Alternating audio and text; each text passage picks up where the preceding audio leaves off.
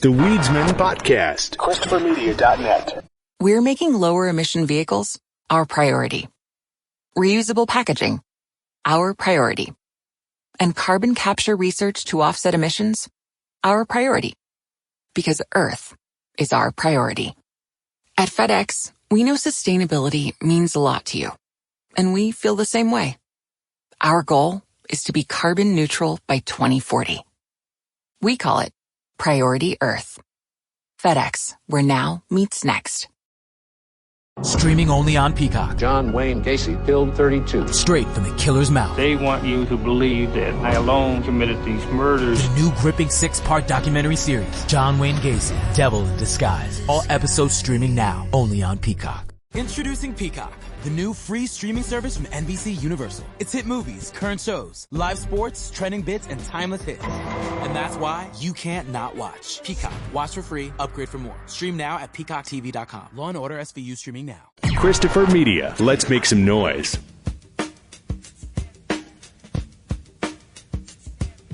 From Asthmacore Studios near Detroit, Michigan. Oh, man. It's the Weedsman Podcast. I have no idea what's going on. And now, You have smoked yourself retarded. here are the Weedsmen. You want to get high? Hey, we're back. I'm Chris. I'm Aaron. A little bit of real life stepping in the way, you know. Look, It's July. I People go on vacation in July, right? We can say we were on vacation. It's a vacation. Look, I consider us to be rather dedicated podcasters. We've been doing this for a while. We do it on a pretty regular basis. We've produced a lot of content, Yes. but it's not our day jobs. And, sometimes a skip week has to happen every once in a while. If you want it to never happen, you can donate. Yeah, go hit the PayPal button. Because as soon as this gig starts paying as much as my 9 to 5, I'll jump over in a flash. Same here. We would do this. I would do this every day. We could do Weedsman as a daily podcast. Oh, yeah. For the right price. Absolutely. Yeah. we can be bought. You hear that? So anyway, we are back. I guess we're right in is this the dog days of summer? I think this is the dog days. I think, Or does that come later? I think that's August. Okay. I just always think it's the hottest part of it.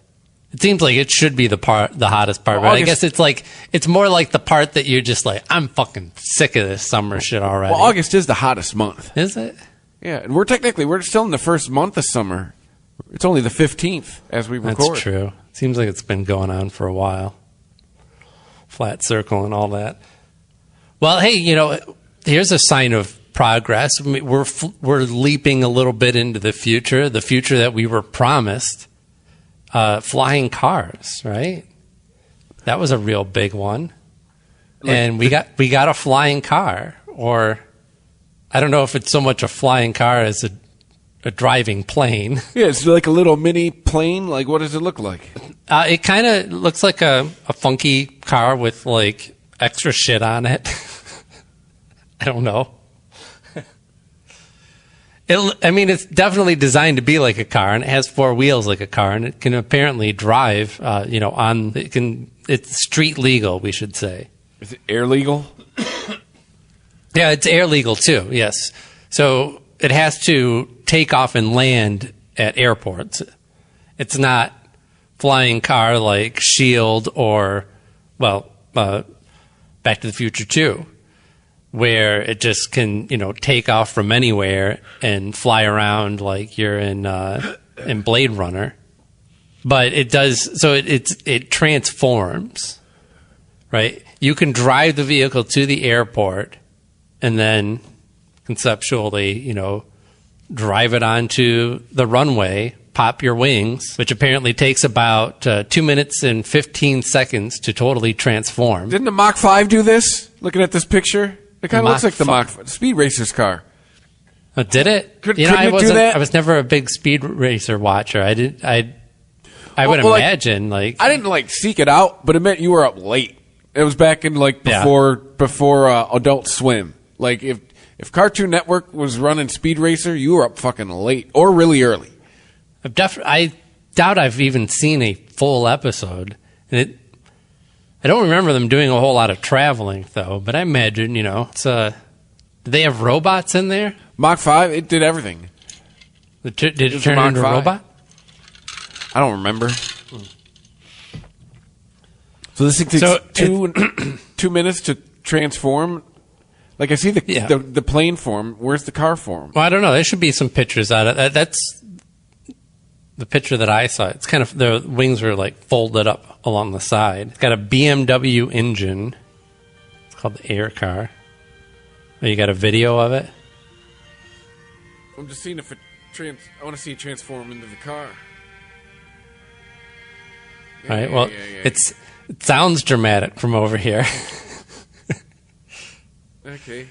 You can get 600 miles per tank, and it runs on gas. Okay. Runs on petrol, as they would say. Here goes to transforming. Well, I still don't need to hear it. And it goes 8 kilometers high. So I don't know. That's the wings go up and back. Okay. And then the tail slides in, and it ends up looking like a spoiler. right. I mean, do you accept this as a flying car, legitimately flying car? Yes, because they showed it in a run. They showed it going from a runway and into the air. Yeah, it's true. And even if they did have something more that was like a hovercraft that could actually get some real elevation and zip around and just, take off and land from anywhere, that would be kind of useless, right? You couldn't take it to work because where would you fly it? Yeah.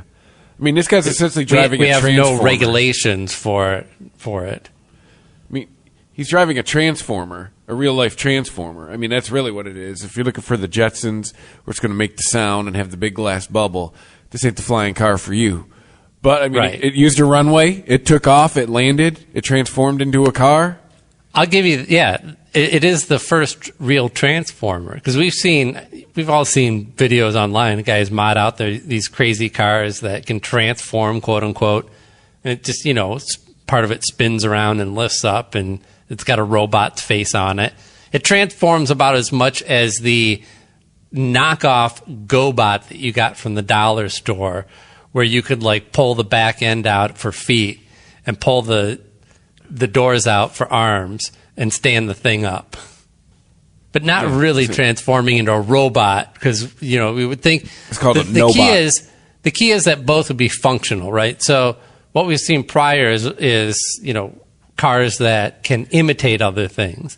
This is a true transformation. It is one functional vehicle in one circumstance on the road, and another fully functional vehicle type in the air. You got to start somewhere. This is going to be like, hey, remember the first flying car? It looks so clunky. Yeah, I wonder. Is this the Zach Morris phone of flying cars? I wonder how much, once we stop having control over all the vehicles personally, and we're more into the idea of, automated transportation is really, really safe and really easy, and I don't have to do jack shit. I wonder if we're still going to have that urge to get off the ground, especially if some of that is like high speed. Because that's the thing. Why couldn't you make that robotic? Get in my flying car. Take me to fucking Vegas, flying car. I don't have to fucking go to the airport and sit with 90 other fucking assholes. Yeah, well, I don't know how much different that would be than just getting a jet. Yeah, but it's your own personal little jet. Yeah, but I don't know. I feel like it would be the equivalent of like those 3-wheeled vehicles. Flying car, I want to go to Vermont. Like you buy them just to show people that you have money to spend on dumb shit. Oh, yeah. Freeways would turn into runways. Cats and dogs sleeping together. Mass hysteria. Said billionaires in space. All of the billionaires are going to space. It's a big. It's like field big trip. Rush. They're all going together. Yeah. Well, I mean, is Branson going to sleep over at Bezos' house? Branson went to space adjacent. Well, I mean, it's not even really going to space. Did he just go higher than planes fly, and he's calling it space? Well, I don't know. Like the thing is, we don't actually have a clear definition of where space begins. And it's kind of interesting because I don't know, like, I think the bigger question is, where does America end? You know, like, how high up does America go? They don't have jurisdiction over, like, satellite space, right? You could fly a satellite space over our country, but you can't fly a bunch of planes over our country because we'll be like, hey, cut it out.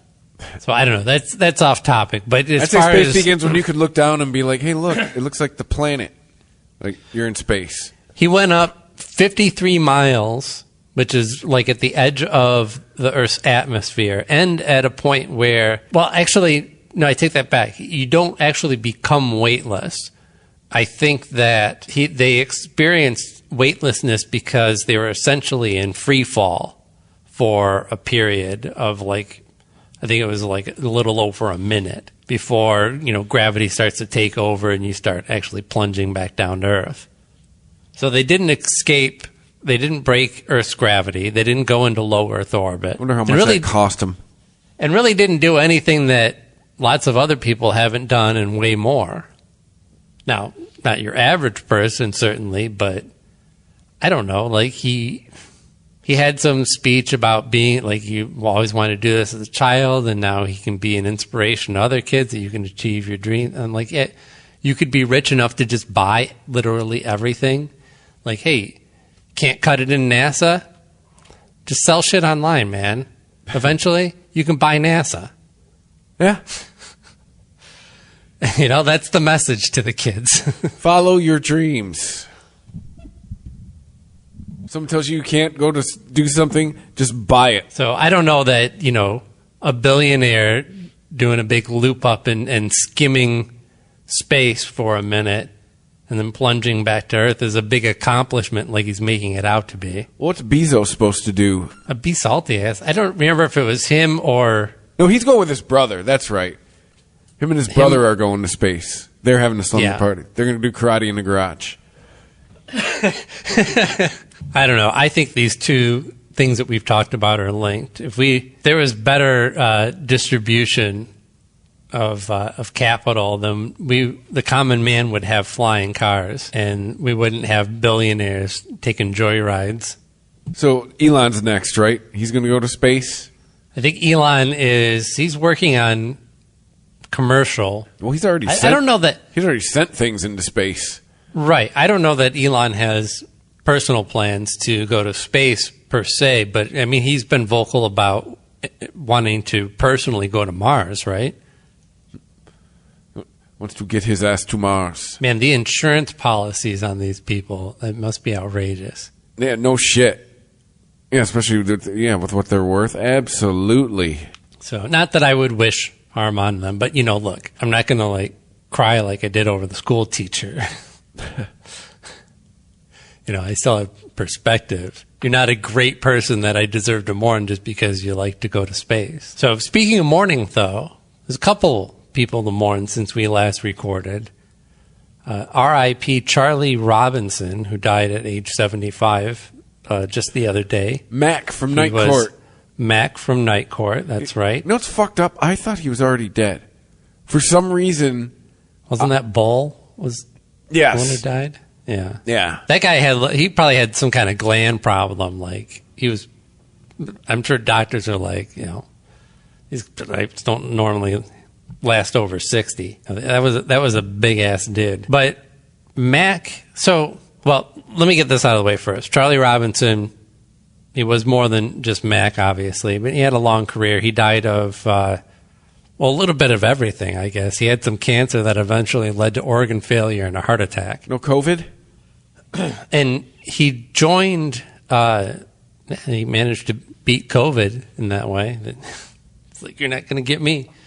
He joined Night Court in the second season, which seemed sooner than I thought. But how many seasons were there? I think more than we think. I want to say it's always less than I think, because I think of these shows going on forever because they were just always in syndication and everything too. And I didn't really have a clear definition as a kid of 9 seasons. 9 seasons. All right. So that isn't more than I thought, actually. I don't know why I thought that he joined later, but didn't he take over for Bull? Wasn't he... No, Bull was the bailiff. Bull was the bailiff. He was like the clerk or something. Oh yeah, you're right. He announced the cases. Yeah. It was Bull did eventually leave, and what was the woman who took his place? No, Bull replaced the woman because she died. Oh, it was the other way around? Yeah. Okay. Boy, you wouldn't see that these days. Why do I know all this shit about Night why Court? I assumed it was the other way around, right? Because the thought of them casting, losing a black woman, to unfortunate death, and then recasting that part as a huge ass white dude would not happen today. Okay, well, first things first.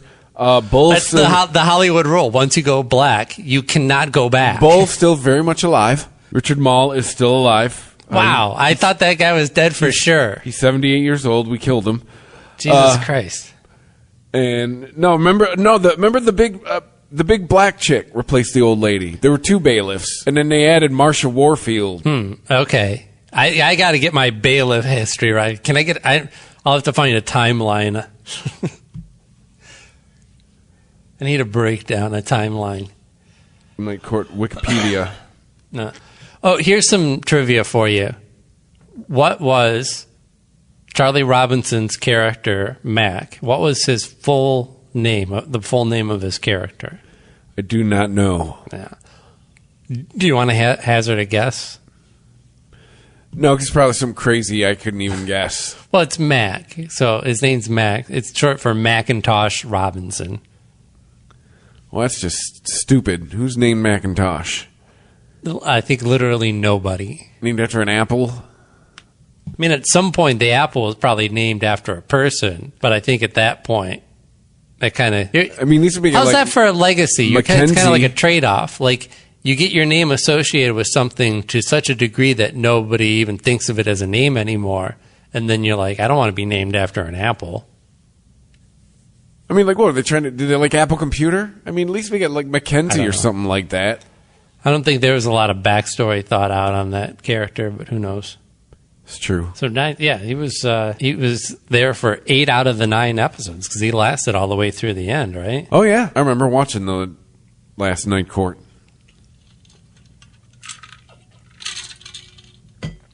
I made some iced coffee and I realized, wow, it's like the ice didn't melt all the way and it's really fucking loud. So rest in peace, Mr. Richard Donner. And this is a man who, I did say, like, okay, you have to have seen, like, most of Richard Donner's movies. What do you think of, do you associate any particular films with Richard Donner? He was involved in a lot of franchises, a lot of multiple movies. I'm looking at this guy. Just see if I know. There's my answer. You got to look him up. All right, so let me just list off some of these movies then. You tell me how many of these you've seen. Superman 1, 2, 3, and 4. Yes, but when I was a kid. Sure. Goonies. No. You've never... Wow. All right. At this point, I'm actively trying to not see it because people react like you. Yeah. Even my sister's like, what? All 4 Lethal Weapon movies. No, not a one. What? I thought for sure you would have seen these. The Omen. Nope. Lady Hawk. No. Okay. Scrooged. Yes. I know you've seen Scrooged. What's Bill Murray? Lost Boys? No. Any of the X-Men films? Yes. I mean, I can tell you the first one. Yeah, they all kind of blend together. The first one and the one where the fucking kid in the wheelchair ended up being the enemy. Wasn't that the second one? Kid in the wheelchair was... Or was that the first one? That was Professor X. No, remember there was some like emaciated fucking kid sitting in a chair who he didn't say a word and he was the enemy they were fighting at the end. Just trust me, I know Professor X. I think. All right, I gotta look at the X. It's the one where Jean Grey sacrificed herself, or was that the first one? Well, so that's the third one. Oh, That's the one where she kills Cyclops? No, the one where fucking where she died to save him. Is this a more recent one? No. Okay, so it is one of the older ones. Where he got to watch her die. I think that is the second one, yeah. Did the whole no? Right. Yes. The toy? Yes. Free Willy? No. So not Free Willy 2. Radio Flyer? No. Any Given Sunday? No. No.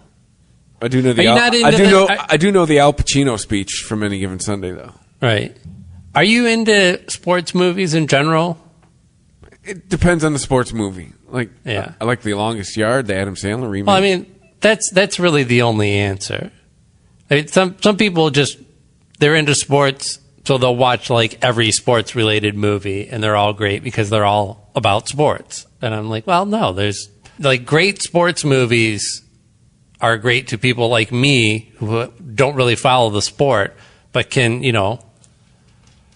understand, and with some good writing, they can be put in the perspective of these players and the people involved in the culture, and we can understand that experience. So, bad sports movies are just for sports people. Yeah. So anyway, that's quite a legacy, and especially in the nerd world. I mean, outside of just being involved with Superman and the X-Men stuff, he was like, Richard Donner was really integral in making decisions for the Superman character in those movies that would really solidify what most people thought Superman should be. Because, and I'm not going to go super deep on the nerd lore on this, but you just have to imagine that if you write a character over 70, 80 years, every month, new stories, movies, TV shows, all this stuff, this character has to have done literally everything. There's writers that are just like, oh, what else can we do with this? And they're just throwing everything at Superman. When people say like Batman doesn't kill or Batman never used a gun, you can't say that any of these heroes never did anything, because somebody will pull up some weird comic that nobody's ever heard of and be like, oh, look, there's Batman. There he is killing somebody with a gun, and he's got his dick out, all in the same book. All right. And he's going with his gun dick. Yeah, and he's going down on Catwoman at the same time. So heroes do that, apparently. But no, so all I'm saying is, like, with these characters, we're presented a lot of different versions of them, but sometimes we're presented such a convincing version of it that one just sticks. And Richard Donner was integral in that, in making this version of Superman that was just, he was very sacrificial in his thinking. Like he didn't want glory. Think of, if you remember those Superman movies, especially the first one. It's just now dawning on me that he's a director and not an actor, by the way. So now I'm understanding the wide influence. Oh, okay. I'm sorry. I guess I didn't establish. I assumed that you would know that he was. I did like director, Google image on him, and I was like, "Who the fuck is this guy?" Yeah, he does not look familiar. Yeah, I'm going on and on about some guy who appeared as a janitor in the background. He directed all of these movies. Gotcha. Yes. No, okay, then I understand. That's a big deal. And well, yeah, because that version of Superman that's in those movies, that persists to this day. Now, we've seen other versions, and I think that's why so many people push back on the Zack Snyder movies. That is definitely a different version, a way different version of Superman than the one we're used to. It's not Richard Donner's Superman. That's why people think it's a bad Superman. I don't necessarily think that makes it a bad Superman. It's just not your Superman, and that's fine. You don't have to like it. But it doesn't mean that it's a poorly written character. I think with a character like Superman, you can go a lot of different directions. And, a lot of the stronger stories that actually they're still telling stories about the core of Superman, but the alternate universe versions of him, of like, what if he grew up under different circumstances, or landed in Russia, or whatever, what if he wasn't just like the great American hero that we know him as? There's so many little things that could have gone wrong with the origin story that he could have turned out to be whoever. He was lucky that he grew up with a good family, that landing in that farmyard was essential to the Richard Donner version. But when you tell stories of like what happens if he grows up under different circumstances, you're still telling stories about that core Superman, because you're doing that in contrast to the Superman that everybody knows. So when people read about a communist, Soviet-powered Superman story, they're reading that, and in their heads, they're contrasting that with what the Superman we know does, and that's revealing of the character too. So I don't know. I'm sorry. I said that I wasn't going to go down the nerd wormhole. I failed on that promise. But it's a weed podcast. Things happen. It is. We do get nerdy sometimes, and we can't not talk about the latest Marvel stuff, like the Black Widow movie. And this was something that obviously I was looking for. Everyone was looking forward to this. We got used to a regular glut. Our cup runneth over with Marvel movies. And, obvious circumstances have put that down to a mere trickle. But we did get a little bit of a little taste of the old MCU with the Black Widow movie. I'm only saying a little taste because, it's unfortunate. Like, while it feels like a Marvel movie in the way it's constructed, it's ultimately inconsequential. And that's fine. I mean, it works pretty good as a standalone movie. But nothing that happens in this movie adds to the greater MCU. And it just got ScarJo a check.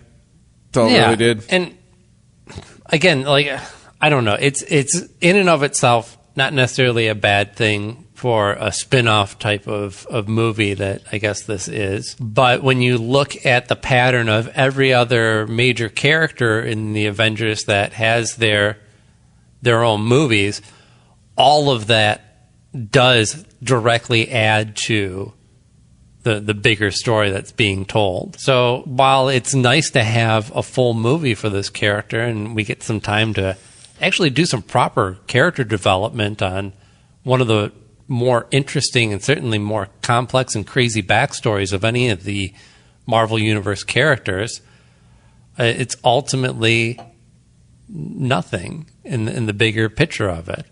So I don't know. I guess it does diminish it a little bit, but that being said, if you're not coming at this as like huge fan of the MCU or a huge fan of this character, even, I think it's still totally an enjoyable movie, and it might be something that actually clicks better with people who are tangentially into the MCU. They're not going to go see every movie, but, this one looks like it's going to be really big and fun, or I want to see Black Panther, or whatever it is.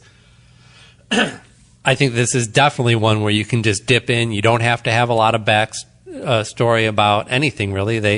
They walk you through it, and it's fun. And in the way that all these Marvel movies have been kind of a mashup of like, let's go superhero buddy cop, superhero body swap, superhero, whatever it is. This was superhero / coming home movie, what I like to call.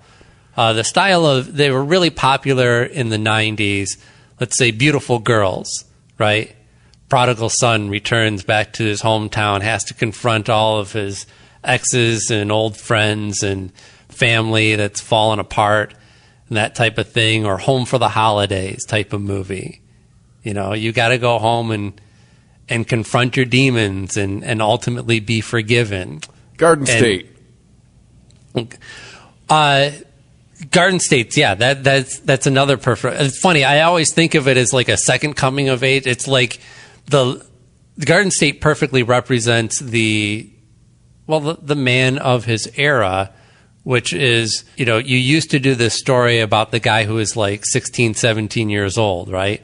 And maybe he lied to get into the army, or he runs away from home and has some adventure. Now this story is about the guy who's like, approaching 30 and freaking out, and he's still a child, and he's now having his coming of age in his late 20s. It's like a late bloomer coming of age, but it is very much as well that returning home theme and confronting your demons. And with that comes a lot of comedy, like all the best movies that I was describing. I'm not deriding it as like these movies are all trash because it's some sort of format. I actually enjoy all the movies that we've discussed so far. There's just a glut of these on the Hallmark Channel, though.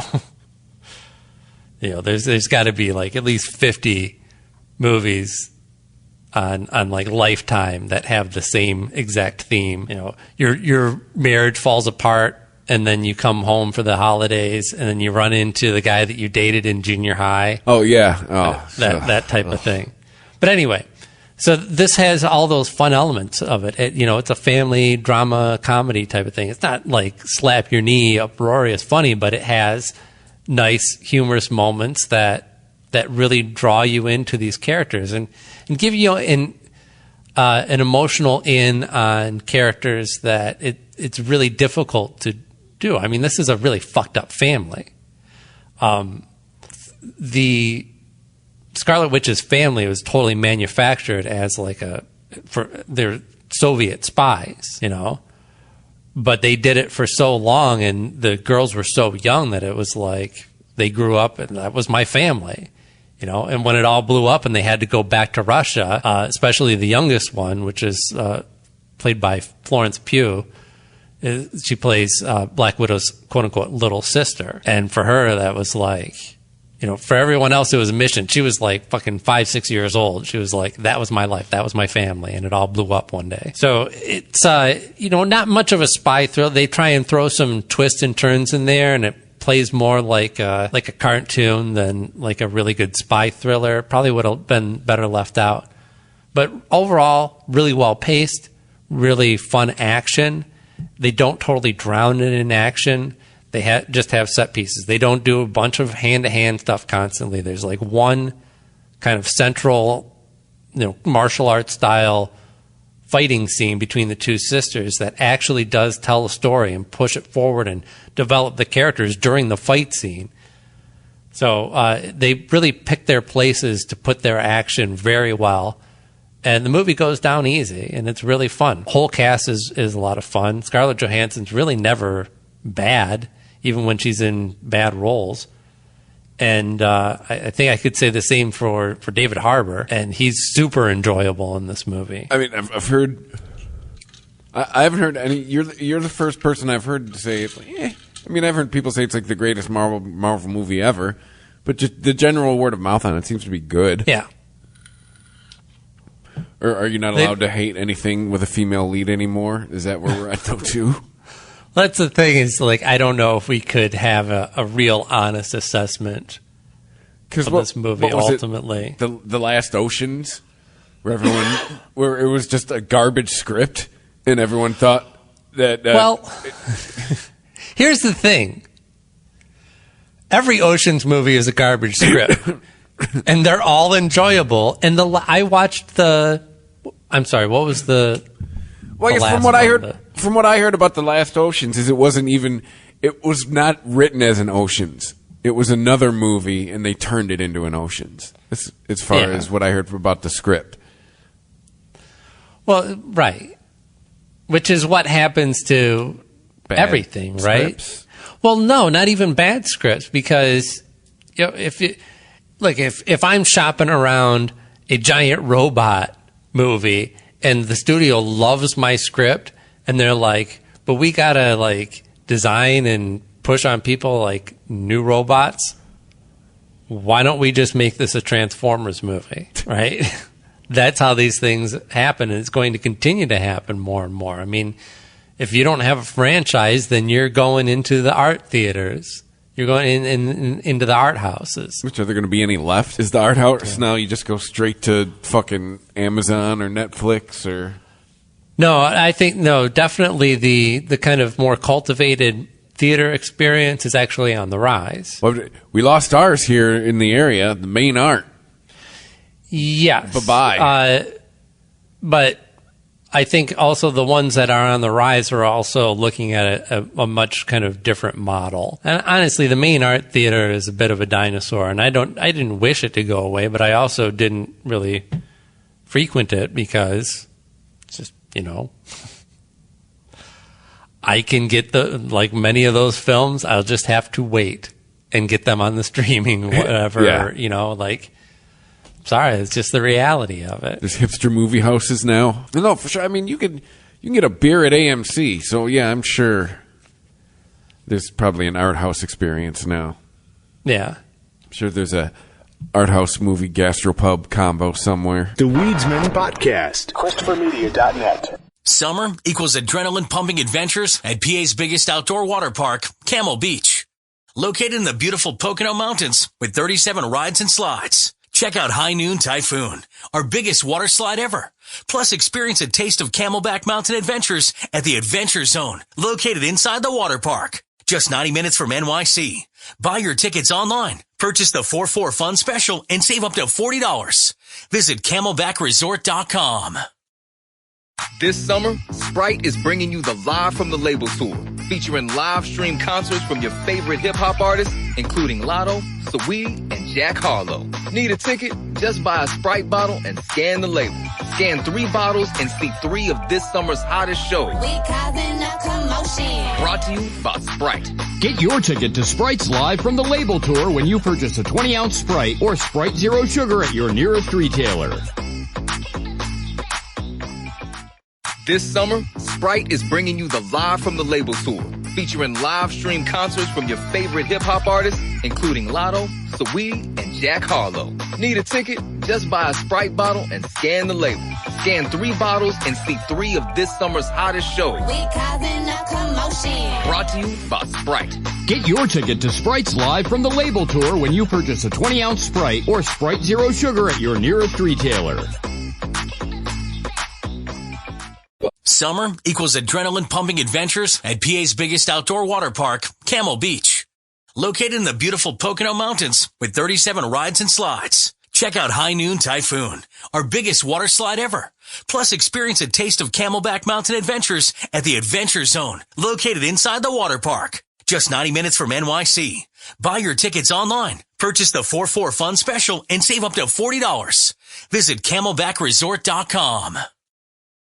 This summer, Sprite is bringing you the Live from the Label Tour, featuring live stream concerts from your favorite hip-hop artists, including Lotto, Saweetie, and Jack Harlow. Need a ticket? Just buy a Sprite bottle and scan the label. Scan 3 bottles and see 3 of this summer's hottest shows. We causing a commotion. Brought to you by Sprite. Get your ticket to Sprite's Live from the Label Tour when you purchase a 20-ounce Sprite or Sprite Zero Sugar at your nearest retailer. Streaming only on Peacock. John Wayne Gacy killed 32. Straight from the killer's mouth. They want you to believe that I alone committed these murders. The new gripping 6-part documentary series, John Wayne Gacy, Devil in Disguise. All episodes streaming now, only on Peacock. I meant to talk about the new device that I got. I got a Stizzy, so I'm sure you've seen these. Is it a weed or a nicotine? Weed. A Stizzy. I've seen the name. Like I've seen the 3 billboard. eyes. I see the billboard. And I know it's not like this was a super smooth segue or anything, but this is not a paid ad. I just, I like to share when I try out different types of products and stuff like that. It's part of what we do on here. And what I wanted ultimately was I have a fairly small setup for my concentrates, but it's still a bit of a bulky battery. And I wanted something that I could take out that, I can slip into a pocket and nobody's going to fucking know I got it. So there are many options on here, out there, I should say. And Stizzy, I know that you can get them all over Michigan. I think this shit's all over the West Coast as well. They look like Juuls. Or at least some of the ones I'm looking at. Yeah, it's a pod-based design. And there's a regular battery and then a max battery. And the place I went to was out of the smaller one, so they gave me the bigger one for the same price. And even the bigger one is tiny. I mean, it's actually, Let's see. So I got my tool right here. You have the big Tell me how Stizzy many battery, millimeters. big with 3 eyes. Big! This is, let's see, about 8.5 millimeters, just the battery. So that's 64ths. That's right. This is for engineering. Yeah, 3.25 inches. But really what I was looking at was the thickness, which is about 3/8.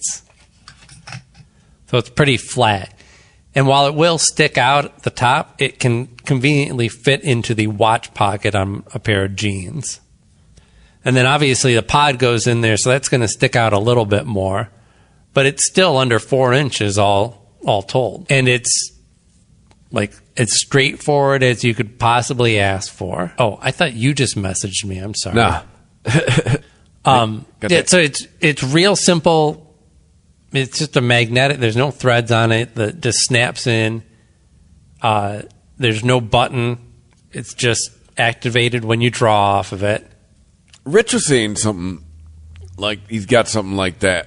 He's trying to figure out his device, and he said breath activated. I'm pretty impressed by that. So there was also Max was another one out there. V-Fire.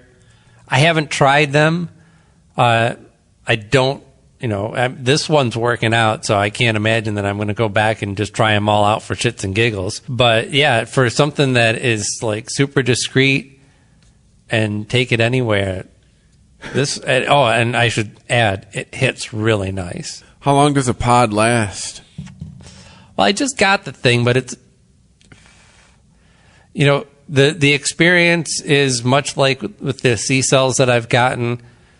So I imagine it would last about the same as any of them. It's you get them in either 1 gram or half gram pods. So I think it would last about the same as any given C-cell. But who knows? The only downside for me right now is that I couldn't find any live resin pods for it.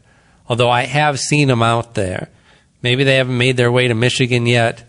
I don't know. But if I can get live resin pods for this, because this one that I got, I can't remember what flavor it was, but it's got a little bit of like a cinnamon, just a touch of cinnamon flavor to it that was added. Stop putting flavor. I like weed flavored weed. Stop.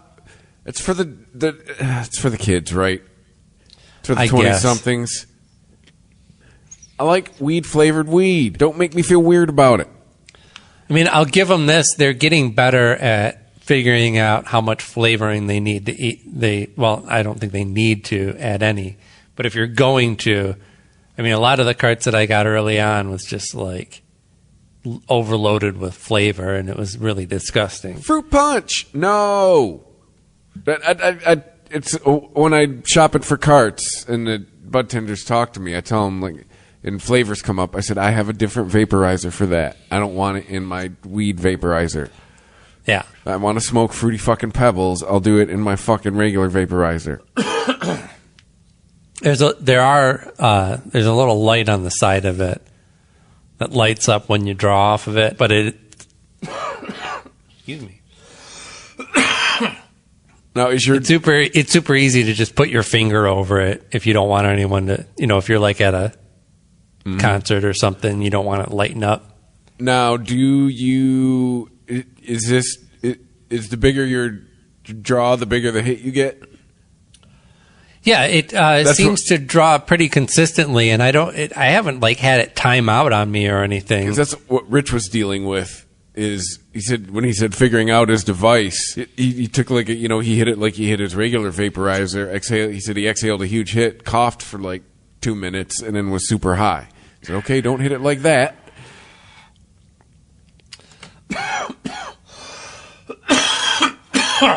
Yeah, I just tried to see how big of a hit I could get off of it. It was pretty considerable. But Rich also, he vapes like, he hooks his shit up to like a car battery or something. Like, he vapes like a fucking fog machine. He upgraded and he tried to sell me his old rig. It's a different kind of, he does the direct to lung vaping. Yep. We do not do that. We do mouth to lung. Because that's how you smoke. He's more, yeah. We're more like the cigarette smokers of the vapors. He's more of the cigar type. Yeah. So, yeah, generally, pretty impressed. It's cost as well. The pods, it was $40 for a regular. That's about average for what you pay for a decent C-cell. The battery, well, for a whole gram, and $20 for the battery. The max ones are $25. It seems like a totally reasonable battery. The battery design, it's really simple, so you can't charge it and use it at the same time. But I did read some reviews on it, and people had good things to say about the battery and that it charged quickly, that you could get a full charge in 30 minutes off of it. And even if you if the thing dies on you, a minute charge will give you enough to get high off of it. Yeah, it's not something where it's totally going to break the bank just to get all the gear and the right stuff. It's a real simple setup. So with taxes and all, I was still less than $70 for a starting setup, and then I just paid the same price I'd pay for any C-cell going forward. Yeah, I'd say around there. Yeah. I mean, there's a lot of them that you can find out there for less than that, but they tend to be of lesser quality as well. You'll get more clogs. What, you just have a disaster over there? Did you spill your coffee? So yeah, we lost like a couple minutes. Okay. Okay. Yeah, I think we just lost you agreeing with me that the Stizzy looked like a decent deal. Yeah. So, cannabis news. So there's some big news. Another federal bill was unveiled. I know we've heard about Schumer's plans. He was getting something together. They had their big unveiling of I don't know, like not a snappy name for this one that I could find. The Cannabis Administration and Opportunity Act, the CAWA. But like, are they trying to legalize it, or are they trying to like decriminal? Like, are they trying to deschedule it? What are they trying to do? Well, that's what. So he's unveils this he's supported by Cory Booker and Ron Wyden. I know that Schumer supported other legislation. Cory's led. I think he was involved in the CARES Act or the MORE Act or one of those. I mean, who knows? It seems like sometimes the process of lawmaking is more like trying to get a hit record. Like, you just shop some stuff around and see what people react to. And maybe that's what they're doing here, or maybe this is supposed to be something like a baby step that we can take.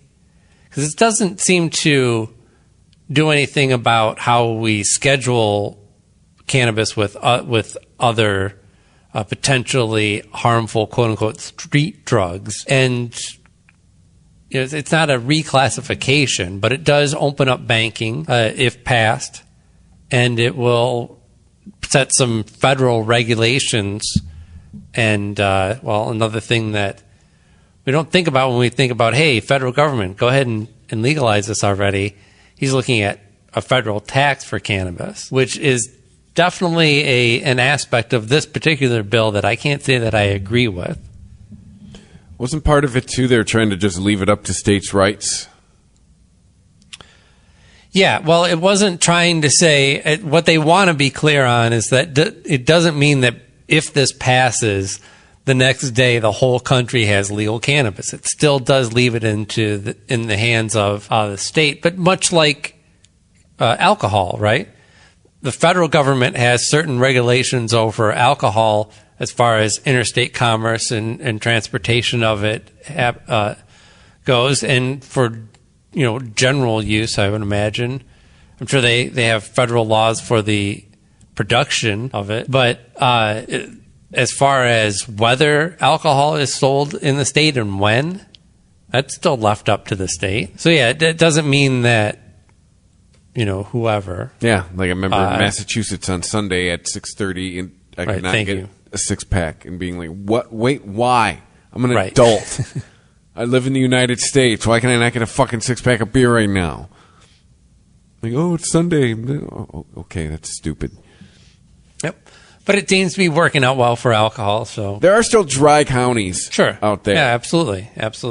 And there's places where you'll never be able to purchase cannabis, no matter what its status. Yeah, fair point.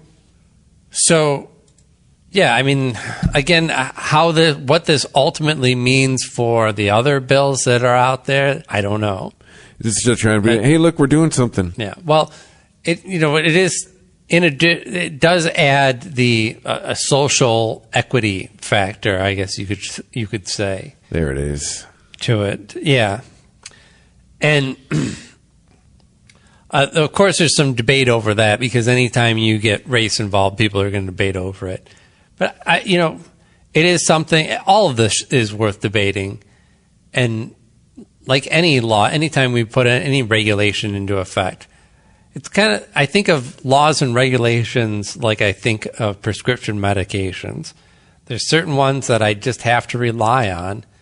But even those, I want to take as little of them as I can get away with. And I want as few and little restrictions as possible in order to have an orderly society that I can be prosperous in. That's ultimately the goal of any person in a free society. So, boy, I got on a soapbox there for a minute, and I lost my sense of direction. Where was I going with any of that?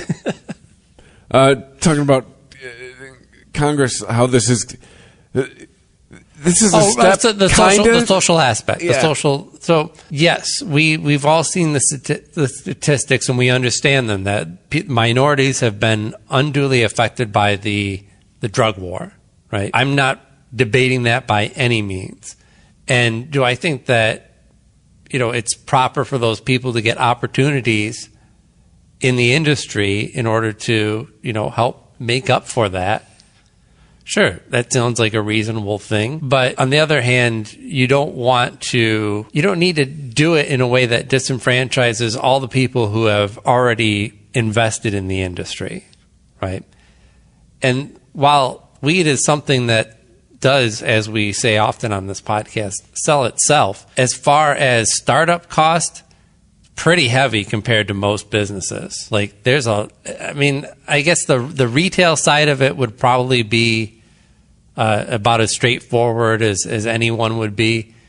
But the manufacturing and production of this stuff, you're going to need investors. You're going to need millions of dollars to put something real together.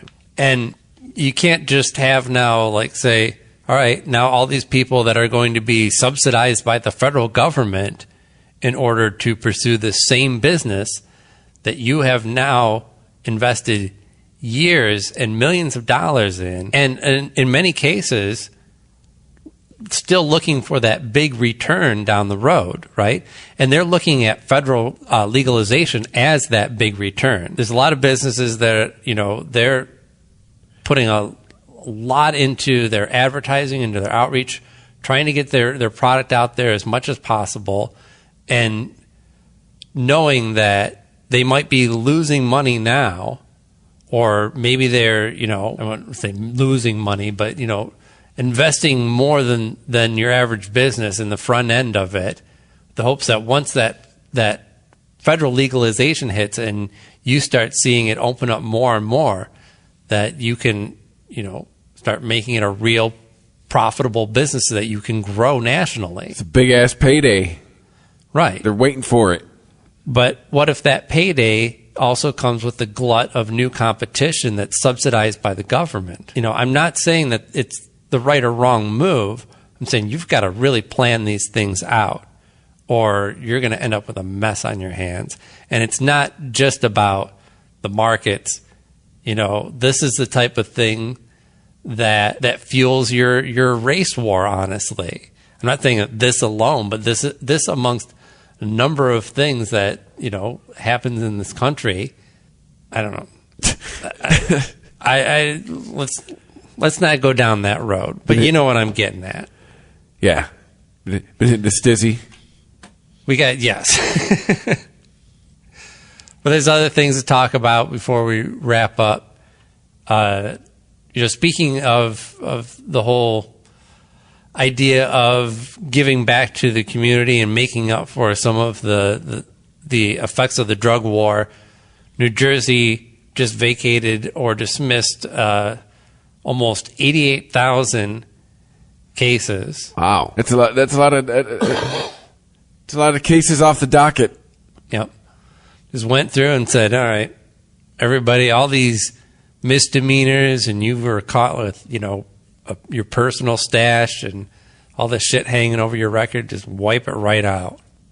That's good. And honestly, I think that's more of what Schumer and Cory Booker and Wyden and all his friends, they should be pushing that side of it more. Because, like, when you're talking about reparations for anything, how do you identify? Like, I mean, sure, in certain cases, like, you can point, it's a 1-to-1. Here's a dude, he's currently in jail, his life was fucked up over drugs that, and that I don't think that should have been legal at the time, and it's not, and it's legal now, so let's make it up to that person. You can put some money into that, you can put that person out on the streets, you can't give them their time back, but you can put enough money in their pockets and give them the right support and put that person back into a functional society, hopefully. But to try and identify people who should be running cannabis businesses based on their experience with the illegal market, have fun with that. It doesn't sound practical to me. And no, and ultimately, it's like anything else. You'll find a select few people of color that'll open businesses, and you can go and have a photo op with them, and you go, look, here's our program in action. It works. Yeah, my question is, are you going to help them be successful, or just be like, are you just throwing money at a problem and hoping it goes away? Because you can give all the people, all the businesses you want. Are they going to know how to run them? Are they going to be successful? They're going to run them into the ground. There's a program in Detroit that's been doing that shit, and the business failure rate is spectacular.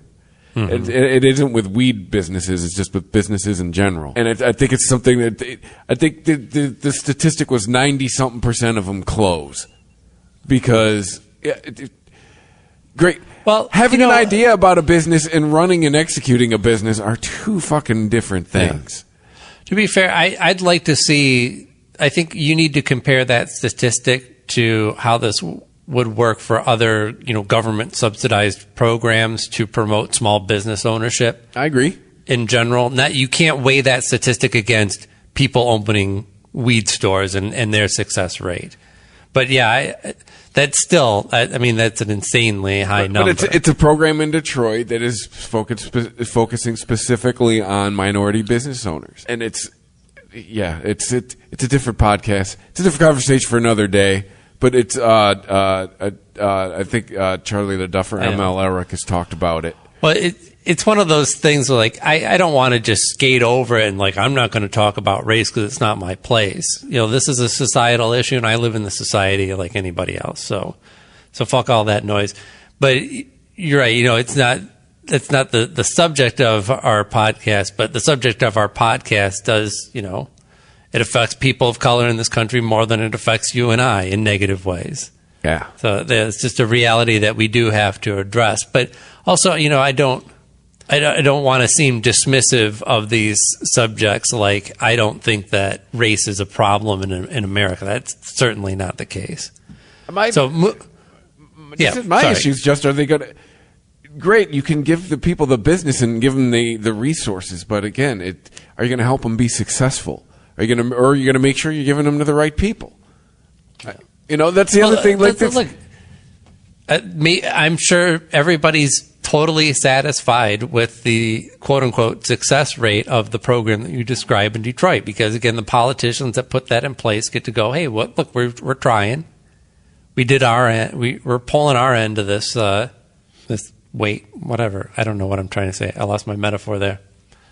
So anyway, moving on though, a couple more things. They did a study of teen use in areas where, cannabis stores, retail stores are opening up.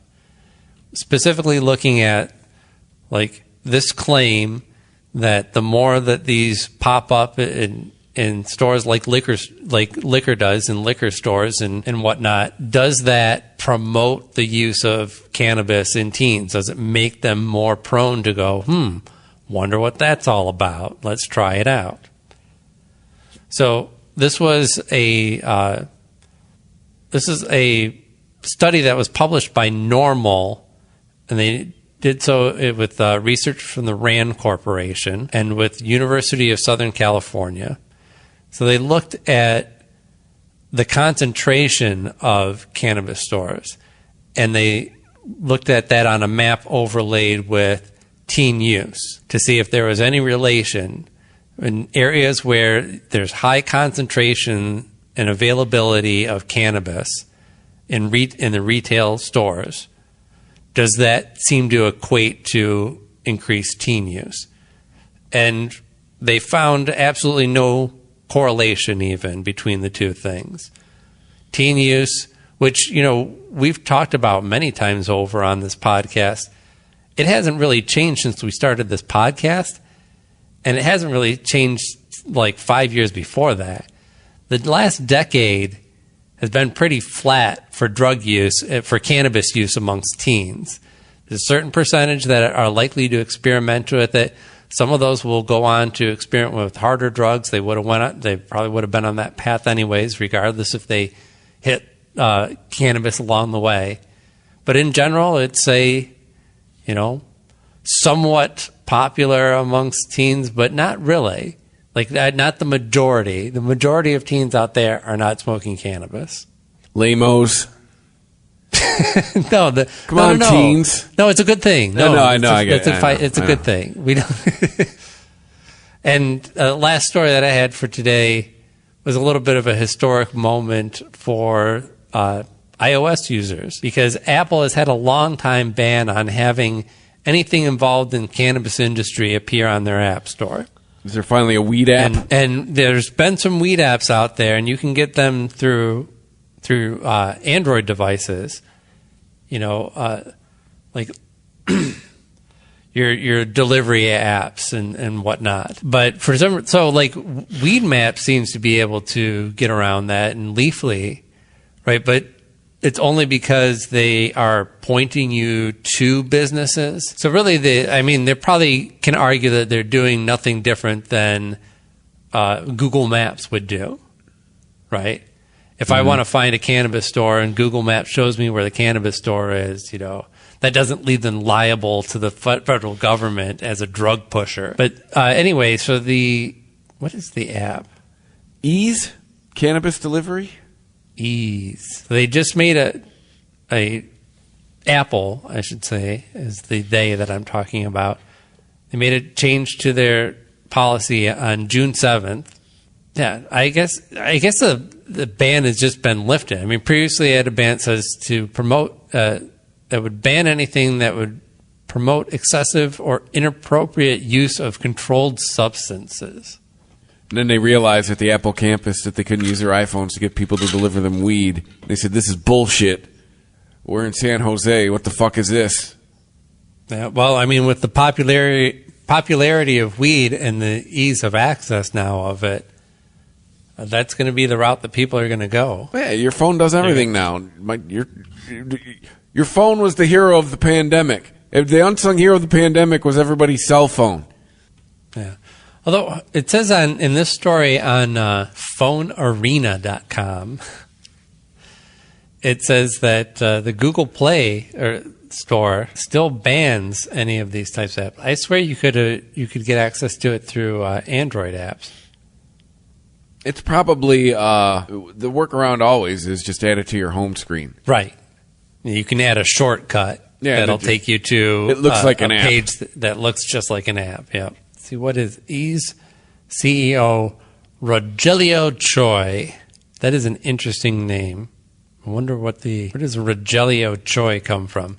Shared his elation at the progress the cannabis market will now begin to enjoy, saying, quote, Ease has always been about using the latest developments in technology to make shopping for legal cannabis more accessible.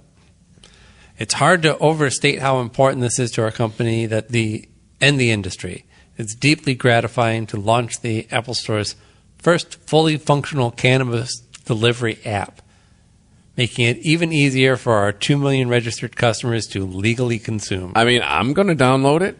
Probably can download it right now while we're talking. Well, honestly, yeah. I mean, I've kind of been used to ordering my stuff through my phone now, but I do so, through the browser and putting in a code, and it has to respond, and I have a certain time limit that I have to place my order. I mean, if I can just open the app and verify with my thumbprint at any given time and order that way, fuck yeah. Kush scan, identify, Okay. No, it's just... Let's not get crazy. No, it's an app I'm looking at right now. It's called Kush scan. Yeah. We'll see. I'll have to buy some analog weed one day. Yeah, next time you get some nice bud, try it out. See what it says. Tells you it's good shit. That would be great. We should release an app. The good shit app? What am I smoking? It just always says the same thing. Good shit. No, honestly, we could just do it as like a Magic 8-Ball style, where it would just have like a set 8 answers. It would just pick one randomly. What am I smoking? Outlook cloudy. Ask again later. Yeah, as you shake it again, it's like, I forgot the question. Can you repeat it? Let's see. What would our stoner version of the Magic 8-Ball be if it was a physical The Magic 8 Bong? Yeah, the Magic 8 Bong. You got to hit it. And you got to hit it to get an answer. That's right. No, that's kind of perfect. It would have a little, have a bubble area where the little ball would exist. And when you hit it, it would bubble the water and the ball would spin around. And then when you were done with your hit, it would come to rest on the top part and you would see what your answer is. Mm-hmm. Oh, man. Outlook not this so is kind of good. Hit again. Dude, I need to make a Magic 8 Bong. And it would be easy to do. I could design it in 3D and make this thing. I'm going to do it. Oh, no, I can't.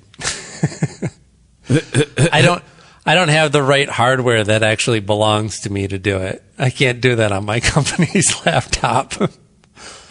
Fair. We'll see. Fair enough.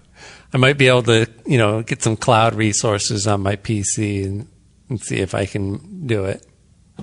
Yeah, Magic 8 Bong. I'm sure that somebody owns like the Magic 8 Ball name and they would sue me. Well, I'm trying to sign up for an Ease account. I've had to scan my ID. Now I got to take a selfie. The fuck is this? They say they want to compare it to my ID. We'll see if they'll do it, if it works when I got headphones on. Hey, I've been verified. Oh, you have to take a picture that they match to your ID? Yeah. That's pretty intense. But I am now all set for cannabis delivery. Nice. So is there a surcharge or something? I don't know. It's still loading. Yeah. Let's see. Let us know. Tune in next time. Maybe we'll have a report on. Hey, Michigan, we're coming soon. Sign up now for exclusive updates and $30. God, fuck you. Hey, I'll get $30 off my first 2 deliveries. Well, now that they're on iOS, maybe they can open up new areas. Hey, I'm already in the Ease ecosystem. I'm ready. So is this essentially going to be like the DoorDash of weed? We'll see. Somebody's got to do it. Mm-hmm. Well, like Uber and Lyft and those guys are already kind of doing that. People low key do weed delivery through it. Not even like strictly black market shit. People order an Uber and then message them and be like, "Hey, go pick this shit up for me." Yeah, weed always finds a way. It does. I feel like Jeff Goldblum in Jurassic Park. All right. Well, follow us on social media, Twitter at The Weisman 420, on Instagram at The Weisman Podcast. Like us on Facebook, and email us, The Weisman Podcast at ChristopherMedia.net, which is where you go to... oh, fuck. Yeah, I'm high. Just go to click on the Amazon banner, click on the PayPal button, and then, wherever you listen to us, rate us, review us. That's how you help people find us. You can listen to us everywhere. YouTube now one of those places. So thanks for listening, and stay high. Stay high.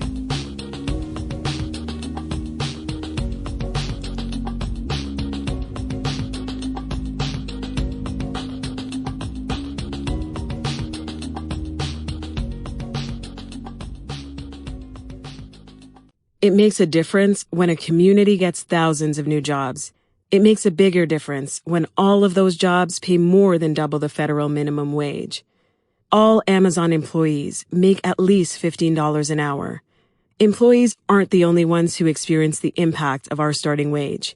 Neighbors like Sylvia and Francois of Sylvia's Cafe in Opelika, Florida, feel the impact of that extra spending money. See their story at aboutamazon.com/15. Streaming only on Peacock. John Wayne Gacy killed 32. Straight from the killer's mouth. They want you to believe that I alone committed these murders. The new gripping 6-part documentary series, John Wayne Gacy, Devil in Disguise. All episodes streaming now, only on Peacock. When I got out of the Marine Corps, I was not just, working with my physical disabilities, I was emotionally broken. I remember thinking, how did I get here? How? It was affecting me in my marriage. My husband, he didn't know how to help me. He actually called Wounded Warrior Project. Wounded Warrior Project had this thing called Couples Odyssey. It was an eye-opener, and I think it really saved our marriage. They gave us books and resources and tools on how to help us with that. I just love him. I love you, honey. I love you too. Watching her fight for her mental health, fighting for other veterans, fighting for this family, helped me to fight too. Well, I always loved her, but I love her 10 times more for that. Not all wounds are visible. If you or a loved one are suffering, visit woundedwarriorproject.org/notalone. The Weedsman Podcast. ChristopherMedia.net.